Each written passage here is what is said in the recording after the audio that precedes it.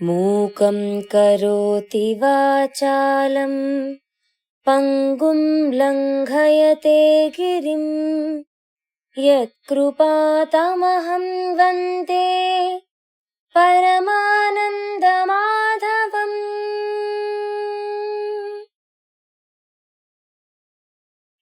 అధరం మధురం వదనం మధురం నయనం మధురం హసితం మధురం. అధరం మధురం వదనం మధురం నయనం మధురం హసితం మధురం.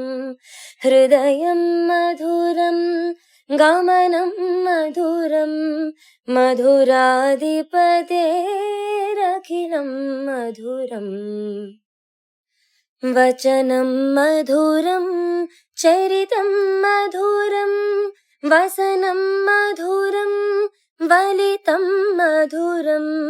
చలితం మధురం భ్రమితం మధురం మధురాధిపతేరఖిలం మధురం. వేణుర్మధురో రేణుర్మధురః పాణిర్మధురః పాదౌ మధురౌ. వేణుర్మధురో రేణుర్మధురః పాణిర్మధురః పాదౌ మధురౌ. నృత్యం మధురం సఖ్యం మధురం మధురాధిపతేరఖిలం మధురం. గీతం మధురం పీతం మధురం భుక్తం మధురం సుప్తం మధురం. గీతం మధురం పీతం మధురం భుక్తం మధురం సుప్తం మధురం. రూపం మధురం తిలకం మధురం మధురాధిపతేరఖిలం మధురం. కరణం మధురం తరణం మధురం హరణం మధురం స్మరణం మధురం. కరణం మధురం తరణం మధురం హరణం మధురం స్మరణం మధురం. వమితం మధురం శమితం మధురం మధురాధిపతేరఖిలం మధురం. శ్రీ శ్రవణం ఛానల్కి శ్రోతలందరికీ కూడాను మరొకసారి స్వాగతం. గోవర్ధనగిరిని ఎత్తిపట్టుకుని ఆలవందల్ని గోపాలకుల్ని అందరినీ కూడాను శ్రీకృష్ణుడు కాపాడాడు. ఈ విషయాన్ని దేవేంద్రుడు గమనించి సాక్షాత్తు శ్రీకృష్ణుడు శ్రీమన్నారాయణుడే అని తలిచి వెంటనే తన ఐరావతంతో సహా భూలోకానికి విచ్చేశాడు. వచ్చిందే తడవుగా శ్రీకృష్ణుడిని చేరి ఆయనకి సాష్టాంగ నమస్కారం చేసి ఆయన్ని వేణోళ్ల పొగిడాడు. చెప్పాల్సింది ఇంకా చాలా ఉంది అన్నట్టుగా గొంతు సవరించుకుని మళ్ళీ ఇలా చెప్తున్నాడు. గోపాలశ్రేష్ఠ, గోలోక రక్షక, గోమాతల ప్రార్థన కాదనుకు.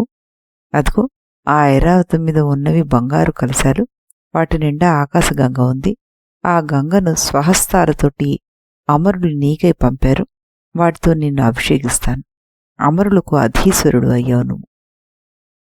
ఈ క్షణం నుంచి నువ్వు గోవులకు ఇంద్రుడు అవుతావు. అలాగే గోవులను సంరక్షించిన కారణంగా నిన్ను ఈనాటి నుండి గోవిందుడు అని వ్యవహరిస్తారు అన్నాడు. సన్నగా నవ్వాడు కృష్ణుడు. ఇక ఆషాఢం మొదలుగా గల 4 మాసాల్లోనూ 2 మాసాలు నీకు అర్పిస్తున్నాను. మొదటి 2 మాసాలు లోకం నీకు పూజలు అర్పిస్తుంది. తర్వాత 2 నెలలు నిన్ను పూజిస్తుంది. ఉపేంద్రుడు అన్న నీ నామం ఈ రకంగా సార్థకం అవుతుంది. ఇక మీదట నువ్వు శ్రీ మహావిష్ణువు రూపంతో వర్షాకాల ప్రారంభంలో నిద్రను ప్రారంభించి కార్తీక కాలంలో మేల్కొంటావన్నారు దేవేంద్రుడు. ఆ మాటలకి సంతోషించాడు కృష్ణుడు. దేవేంద్రుణ్ణి ఆనందంగా చూశాడు. చలని ఆ చూపులు కృష్ణుడు అంగీకరించినట్లే అని అర్థం చేసుకున్నాడు దేవేంద్రుడు. పొంగిపోయాడు. చేతులు జోడించి కృష్ణుడికి నమస్కరించాడు. ఐరావతం మీద బంగారు కలశాలు అందుకున్నాడు. అందులో నీటితోటి కృష్ణుడికి అభిషేకం చేశాడు. కృష్ణుణ్ణి దేవేంద్రుడు అభిషేకిస్తున్న సంగతి ఎలా తెలిసిందో ఏమో. గోవులన్నీ పరుగందుకొని కృష్ణుని సమీపించసాగాయి. గోపాలుడికది అర్థం కాలేదు. పరుగు తీస్తున్న గోవులు వెనక పడ్డారంతా. ఆగండి ఆగండి అంటూ హెచ్చరికలు చేశారు. అయినా వినిపించుకోలేదవి. కృష్ణుని సమీపించి తమ పొదుగుల నుండి వెలువడుతున్న గోరువెచ్చని క్షీరాలతోటి అతన్ని అభిషేకించాయి. మేఘాలు ఆ దృశ్యం చూసి పరవశించిపోయాయి. మృదు మధుర గర్జనలతోటి అభినందించి కరిగి పూలజల్లులాగా కృష్ణుడిపైన వర్షించాయి. చెట్లు మకరంద బిందువుల్ని అభివర్షించాయి. దేవాది దేవుణ్ణి అభిషేకించేందుకు ఇంతకన్నా మంచి తరుణం లేదు అన్నట్లుగా ఆకాశంలోని దేవతలంతా కృష్ణుడిపైన పుష్పవృష్టి కురిపించారు. జయాభినందనలు తెలియజేశారు. దేవదుందువులు మారుమొరుగుపోయాయి. అప్పుడు గంధర్వులు ఆడిపాడారు. వశిష్ఠుడు, వామదేవుడు, అత్రి, భరద్వాజుడు, కౌశికుడు, కణ్వుడు ఆదిగా మునీంద్రులు కృష్ణుణ్ణి సిద్ధమంత్రాలతోటి వినిపించారు. అద్భుత తేజస్సుతోటి ప్రకాశించి సూర్యుడు కన్నుల పండువయ్యాడు. దిశలెల్లా నిర్మల కాంతులు పరుచుకున్నాయి. పూల సువాసంతో సహా పిల్లగాళ్ళు వీచాయి. తాపసుల అగ్నిహోత్రాలు ప్రదక్షిణాకారంలో ప్రజ్వరిల్లాయి. నదీ నదాలు, కులపర్వతాలు, తరువులు, లతలు, విషంగమాలలు, అరణ్య మృగాలు తమకు తామే ఉచితమైన రీతిలో కృష్ణుని అనేక విధాలుగా అభినందించాయి. కృష్ణుడికి దేవేంద్రుడు కొత్త బట్టలు కట్టాడు. కొత్త కొత్త విభూషణాలు అలంకరించి ఆనందించాడు. మహాసౌందర్యంతో మెరిసిపోతున్న కృష్ణుణ్ణి మురిసిపోతూ చూస్తూ చేతులు జోడించి నమస్కరించి దేవేంద్రుడు ఇలా చెప్పాడు. గోపాలక దేవా, ఒక పని పూర్తయింది. రెండవ దాని గురించి నీతో కొంచెం మాట్లాడాలనుకుంటున్నాను. దయచేసి కృపార్థ హృదయుడివై ఆలకించు అన్నాడు. చెప్పు అన్నట్లుగా తల ఎగిరేశాడు కృష్ణుడు. దేవేంద్రుడు ఇలా చెప్పసాగాడు. ఈ అవతారంలో కూడా దానవులకు నీకు శత్రుత్వం తప్పదు. దుష్టాత్ముడు కంసుడు నిన్ను ఆపద పాలు చేయక మానడు. అయినా నీకేం కాదు. కొన్నాళ్లకు నా తేజో వైభవంతో కుంతీదేవి గర్భంలో జన్మించిన అర్జునుడికి నువ్వే దిక్కవుతావు. అతను నిన్ను ఆశ్రయిస్తాడు. స్నేహితుడై నిన్ను అనుసరిస్తాడు. నన్ను ఎలాగైతే కృపాదృష్టితోటి కరుణించావో అలాగే అర్జునుడిని కూడా నువ్వు ఆదరించాలి. నీ ఆదరణ పొందిన అర్జునుడికి లోకంలో తిరుగుండదు. పాండవ మధ్యముడు అర్జునుడు ప్రచండ కోదండ పాండిత్యంలో తోటివారిని తలదన్నగలడని చెప్పాను. నా మాట ఒట్టిపోరాదు. అతన్ని కంటికి రెప్పలా కాపాడి నా మాట నిలబెట్టాలి నువ్వు. కౌరవ పాండవులకు ఘోరమైన యుద్ధం జరుగుతుంది. ఆ సమయంలో నువ్వు వజ్రకవచంలాగా నిలిచి అర్జున్ని సంరక్షించాలి. సంరక్షిస్తావని నాకు మాట ఇవ్వు. చాలు, అంతకంటే నేను కోరదగింది మరొకటి లేదు అన్నాడు. మాట ఇస్తున్నట్లుగా సన్నగా నవ్వుతూ దేవేంద్రుణ్ణి చూశాడు కృష్ణుడు. అభయాన్నిచ్చి ఇలా అన్నాడు. దేవేంద్ర, మా మేనత్త కుంతీదేవి కుమారులు 5. వాడు సచ్చరితులు. దేవతల అంశాలతోటి అవతరించబోయే వారంతా అనతి కాలంలోనే ఈ ధరణికి అధినాథులవుతారు. వారిలో అర్జునుడే అత్యధిక బల పరాక్రమశాలిగా పేరొందుతాడు. అతనికి ఎలాంటి పరాజయమో సంభవించదు. నాకు ఇదంతా ముందే తెలుసు. యుద్ధంలో అర్జునుడే గెలుస్తాడు. త్వరలో నీకు అన్నీ తెలుస్తాయి. నా మీద ప్రేమతోటి భూమికి దిగి నన్నిలా అభిషేకించినందుకు నాకెంతో ఆనందంగా ఉంది. వెళ్ళిరా, ఎలాంటి ఆందోళనలు పెట్టుకోకు అంటూ భరోసా ఇచ్చాడు. చాలు కృష్ణ, చాలు అన్నాడు దేవేంద్రుడు. కృష్ణుని పాదాలనంటే నమస్కరించాడు. తరువాత ఐరావతాన్ని అధిరోహించి అక్కడి నుంచి వెళ్ళిపోయాడు. స్వర్గాన్ని చేరుకున్నాడు. ఇప్పుడు కృష్ణుడు గోవర్ధనగిరి దిగి స్నేహితులు ఆలమందలతో సహా పల్లెలోకి ప్రవేశించాడు. పల్లెలోకి ప్రవేశించిన కృష్ణుని చూస్తూనే అక్కడి ప్రముఖులంతా చేతులు జోడించి నమస్కరించారు. అందరూ చుట్టుముట్టారతన్ని. వేడుకున్నారిలాగా. కృష్ణ, గోవర్ధనగిరిని ఎత్తి గొడుగులా పట్టుకుని గోవులను సంరక్షించావు. నీకే చెల్లిందిది. దేవేంద్రుడంతటి వాడు వచ్చి నీ పాదాల మీద పడ్డాడంటే నువ్వు సామాన్యుడివి కాదు. మామూలు గోపాలకుడు అంతకన్నా కాదు. నువ్వు మాకు బాంధవుడు అయ్యావంటే అది మా పూర్వజన సుకృతమే. కాని చిన్న భయం ఉంది మాకు. ఆ భయం పోవాలంటే నోరు తెరిచి నువ్వు నిజం చెప్పాలి. నువ్వు ఎవరు? వసువులు, రుద్రులు, మరుత్తులు, యక్షులు, గంధర్వులు, విద్యాధరులాదిగా గల దేవతా ప్రముఖుల్లో నువ్వు ఆద్యుడివా? నిన్ను నీ చర్యలు చూస్తుంటే మాకు అలాగే అనిపిస్తుంది. మాలో ఒకడిగా ఉంటూ మాతో పాటు తిరుగుతున్న నిన్ను చూస్తే చేతులు జోడించి నమస్కరించాలనిపించడం సరే, భయం కూడా వేస్తుంది. మేం తప్పు మాట్లాడితే మన్నించు. తప్పులు చేసి ఉంటే క్షమించు. నువ్వు ఎవరివైనా ఎటువంటి వాడివైనా మేమంటే మీకు అభిమానం ఉంది. అది చాలయ్యా. మమ్మల్ని కంటికి రెప్పలా కాపాడుతున్నావు. అంతకన్నా కావాల్సింది లేదు. మమ్మల్ని కరుణించు, కటాక్షించు అంటూ పెద్దలు చేతులు జోడించి నమస్కరించి నిల్చున్నట్ట. నిల్చున్న పెద్దలందరినీ చల్లగా చూసి చిరునవ్వు నవ్వాడు కృష్ణుడు. వార్త చెప్పారట. పెద్దల్లారా, లేనిపోని అనుమానాలు ఆలోచనలు మీకు అనవసరం. నేను మీ ఆత్మీయుణ్ణి, మీ ఆపద్బాంధవుణ్ణి, అంతే. మీకు నేను మేలే చేస్తాను గాని నా ప్రాణం పోయినా కీడు చేయను. నన్ను నమ్మండి. నా చేష్టల్ని మీరు శ్రద్ధగా గమనిస్తే నేనెవరో మీకు తెలిసిపోతుంది. తెలుసుకోవడం మీకు శుభదాయకం కూడా అన్నారు. అనగానే మిగతా వారంతా కూడా తెలుసుకునేందుకు ప్రయత్నం చేస్తామన్నారు. నవ్వుతూ కృష్ణుడిని ఒకరి తర్వాత ఒకరిని కౌగిలించుకొని అక్కడి నుంచి నిష్క్రమించాడు. కొన్నాళ్లు గడిచాయి. ఓనాడు స్నేహితులు ఆలమంతలతో సహా కృష్ణుడు అడవి మధ్యకి చేరుకున్నాడు. ఎప్పుడూ రాని తోవది. స్నేహితులు సరదా పడితే తప్పనిసరిగా అటువైపు వచ్చాడు.